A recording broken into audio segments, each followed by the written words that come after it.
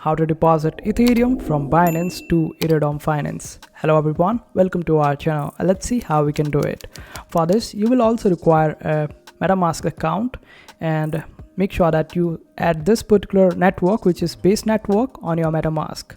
And you can do it by using chain list, by the way. Then simply open up the Binance account and open up your wallet.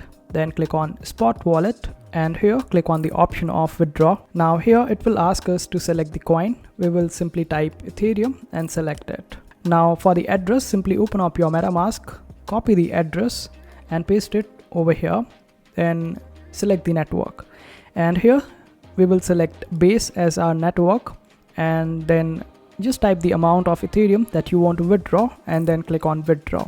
After verifying this particular transaction according to your Binance security, you would be able to transfer this money to your MetaMask account quite easily.